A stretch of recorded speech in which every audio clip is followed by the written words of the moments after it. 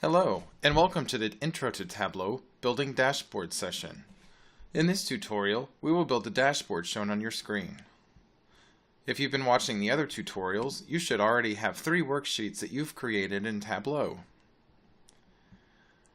Let's create a dashboard and put all of these 3 worksheets onto it.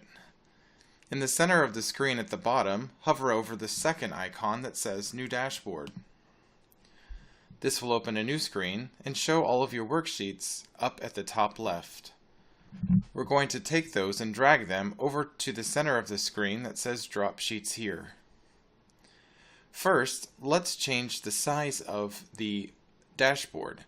Down at the bottom left, let's change the width to 1200 and the height to 650. I have found that this width and height is very good for viewing dashboards on laptop computers. Let's start by taking the total steps and dragging it. Left click, drag to the right, and release. You'll see the total steps worksheet appear. Now, let's take the average daily steps by day of week and put it at the bottom left. To do that, left click, drag, and you'll notice that as you drag this worksheet to different parts of the screen, different areas of the dashboard gray out. That means that's where it's about to place your worksheet if you release your mouse click. So let's put it at the bottom of the screen for now. And then we're going to take activity minutes and place that to the right of average daily steps by day of week. So take that, drag it down to the bottom right, not too far because we want it to be below total steps and to the right of average daily steps by week. So you'll see this small little box here in the far right hand corner. Then release, and then you'll see your average daily steps of week by day of week and then activity minutes. You'll notice that it threw in some legends for you up here, and we're going to take the legend for the average daily steps by day of week and move it right below it. And we're going to do the same thing for the activity minutes. So you notice that as we move the objects from the right hand side of the dashboard, it automatically resized when there was nothing over on the right hand side. So let's add a filter so users can select a relative date range to see an updated dashboard. Click within your total steps worksheet, go to the top right where you see a little caret, click on it, come down to filters, and you'll notice that there's different types of dates that we can add as a filter to this worksheet. Now these aren't exactly the filters we're looking for because we want a relative date range, and these are all parts of the date. So let's escape out of there and let's go back to this worksheet. So on the far left hand side, click total steps. We want a specific date filter type, so we can just apply it to this individual worksheet, then we'll add that filter to the dashboard. So underneath Dimensions, click on Date, drag it on top of Filters. We want to do a relative date, then click Next. We want to do the last 10 months. So relative dates, underneath months, last, and then type in 10. You'll notice that the relative date range is up here from 11/1 to 8/31. Now we don't have data for that entire time period, but we at least have through June. Click OK. Then come back to your dashboard, select the Total Steps worksheet within your dashboard, click on the caret again, select Filters, and then Date. On the right hand side, you'll see the date filter has been added, and if you click the down arrow within it, you'll see that very same or similar date range selection that we just put in the worksheet.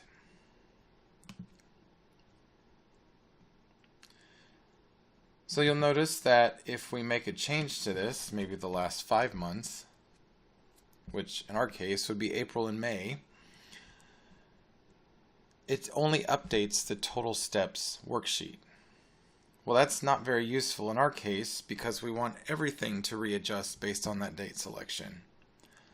So let's take that back to 10 months. And we can tell this filter to apply itself to all of the worksheets using this data source. So click within the date filter, click the caret at the top right, select apply to worksheets, and then all using this data source. Now if we adjust something, the last 5, and again, our dates, we have data through the end of May for this demonstration, so it's only technically the last 2. But you'll see that April and May are here. The average daily steps by day of week only include April and May, and then our activity minutes for April and May are shown down here at the bottom.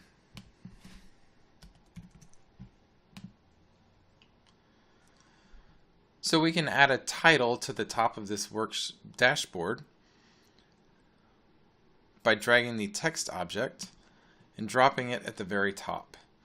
So you'll notice that when you get near the top, only total steps is grayed out, but we want to move to the very top so total steps and the date filter are in gray because we want this to be the title across the entire dashboard.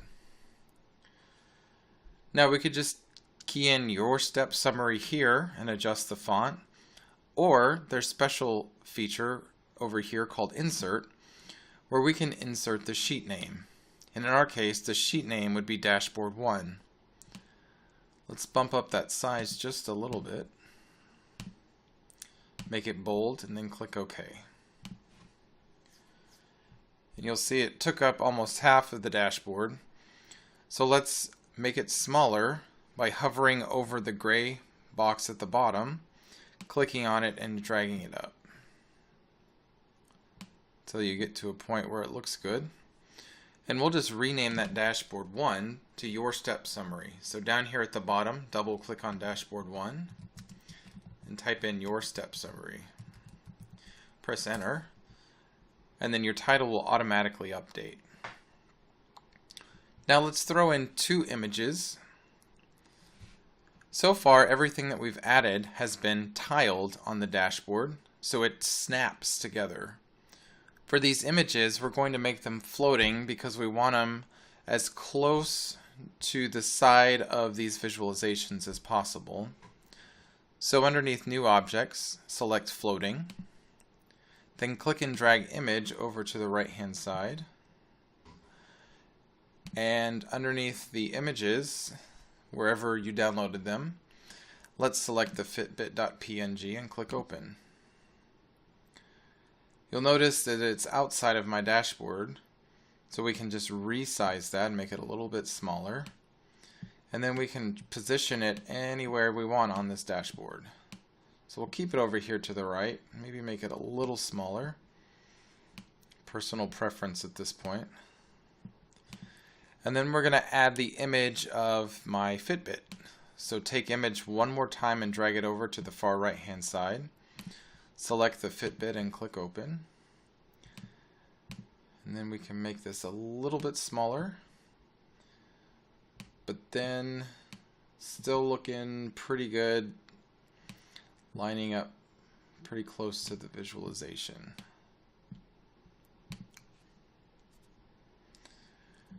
And then of course we can add information about our data source, which is very important.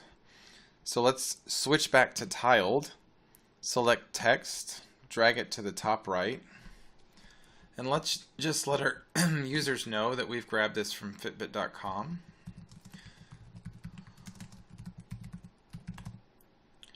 Then press Enter, and then let's let the user know how far back the data goes. So data available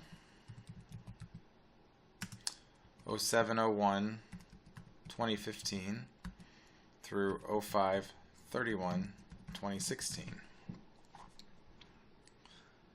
Now every time you add data into here, you would need to come and manually update this data available.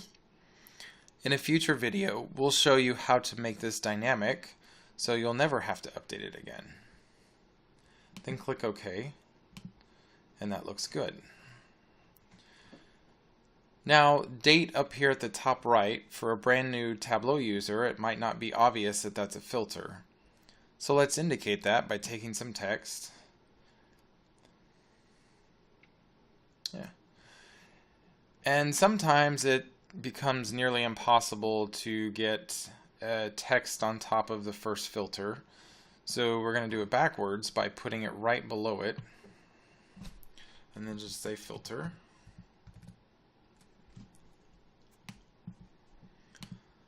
Making it an 18 and maybe bold.